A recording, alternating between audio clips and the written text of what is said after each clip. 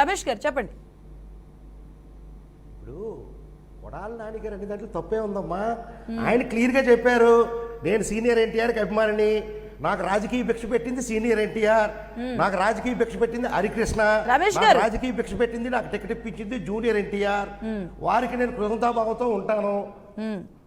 రమేష్ గారు మీరు ఇప్పుడు అన్నారు అదే అభిమాని పరంగా ఆయన మాట్లాడితే ఓకే, అదే అభిమాని అలాంటప్పుడు ఆయన విగ్రహాలు ధ్వంసం చేసినప్పుడు అంటే టీడీపీ వాళ్ళు కూడా అదే అడుగుతున్నారు, వాళ్ళ విగ్రహాలు ధ్వంసం చేసినప్పుడు మాట్లాడలేదు కొడాలి నాని. అలాగే ఏదైతే పథకాలకి ఎన్టీఆర్ పేర్లు మార్చినప్పుడు కూడా మాట్లాడలేదు. ఇప్పుడు ఆయన అభిమానిగా అనుకుంటే ఇప్పుడు మనవడిని ఆయన అంత ఫోకస్ పెడితే భువనేశ్వర్ గారిని అంటే తన కుమార్తెప్పుడు కూడా మాట్లాడలేదు, ఇప్పుడు అంత స్పెషల్ గా ఎందుకు మాట్లాడతారు, అంత స్పెషల్ గా ఎందుకు తీసుకుంటారని అడుగుతున్నారు. మేడం నేను ఒకటే మాట, వారికి తెలుగుదేశం వారి వారి పేరు నాకు గుర్తులేదు కరెక్ట్గా.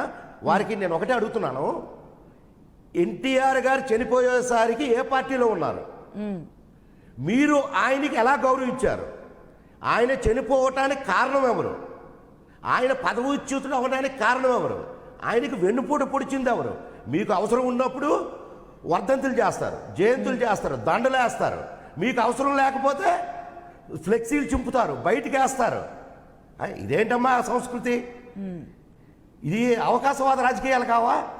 ఎన్టీఆర్ తెలుగుదేశం పార్టీ ఆవిర్భావం చేయడానికి ఆయన ముఖ్య కారకుడు. ఎన్టీఆర్ గారు చనిపోయేసరికి ఆయన ఏ పార్టీలో ఉన్నారో చెప్పాలి. ఆయన ఇప్పుడు ఈ టైం కూడా సరిపోదు. ఎన్టీఆర్ చనిపోయేసరికి ఏ పార్టీలో ఉన్నారు?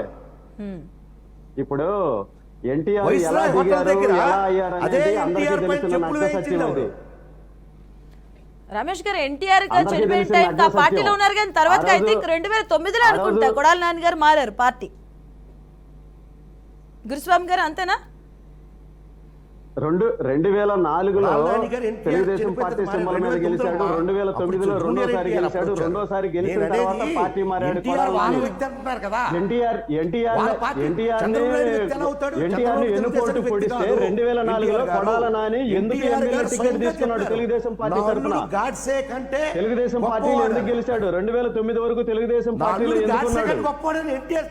ఇప్పుడు ఎన్టీఆర్ ని చంపినప్పుడు ఆ పార్టీలో ఉండాలి. ఎన్టీఆర్ ని చంపేసిన తర్వాత పార్టీకి వ్యతిరేకంగా నువ్వు అవతల పార్టీలో వెళ్ళి ఎమ్మెల్యే టికెట్ తెచ్చుకోవాలి, అవతల పార్టీలో గెలవాలి. కానీ నువ్వు అంత అభిమానం ఉన్నవాడు అయితే 2004లో తెలుగుదేశం పార్టీ టికెట్ ఎందుకు తీసుకున్నావు? ఇది కరెక్ట్ కాదు. అంటే ఎప్పుడు ఏ అవకాశం వస్తే ఆ అవకాశానికి మాట్లాడకూడదు, అది కరెక్ట్ కాదు. ఇంకా మీరు తెలుగుదేశం పార్టీని చంద్రబాబు నాయుడు లాక్కున్నారంటున్నారు. ఆ రోజు లక్ష్మీ పార్వతి దగ్గర నుంచి పార్టీని కాపాడుకునే ప్రయత్నం చేశారు. ఇప్పుడు మీకు ఇంకా తెలియదేమో, జ్యోతి నెహ్రూ గారి ఒకసారి చూడండి, ఎమ్మెల్యేలు అందరూ లక్ష్మీ పార్వతి దెబ్బకి తట్టుకోలేక ఎమ్మెల్యేలు అందరూ ఒకటైపోయి అశోక్ గజపతి రాజు గారిని సీఎం చేసేదానికి అందరు కలిసి మాట్లాడుకున్నారు. అది జ్యోతి నెహ్రూ ఇంటర్వ్యూ ఒకసారి చూడండి మీరు, చూడకపోతే. అంతేకాని బురజల్లే ప్రయత్నం అంతా ఎన్నికైతే కూడా ఇంకా చాలా మాట్లాడాల్సింది రమేష్ గారు. We don't need NTR. మీ చంద్రబాబు నాయుడు ఇచ్చిన statement, we don't need NTR. NTR బతికుండగా ఆయన అవసరం నాకు కానీ మా పార్టీకి కానీ లేదని చంద్రబాబు నాయుడు ఇచ్చిన స్టేట్మెంట్ ఇది. we don't need NTR.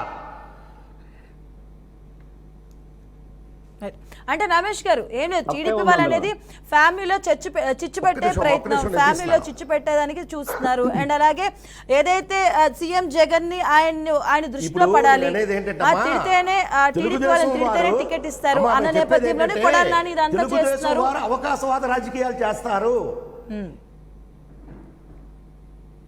మా టికెట్లు కూడా ఆయనకి ఎందుకమ్మా? వాళ్ళ టికెట్లు కూడా వాళ్ళు చూసుకోమని చెప్పండి.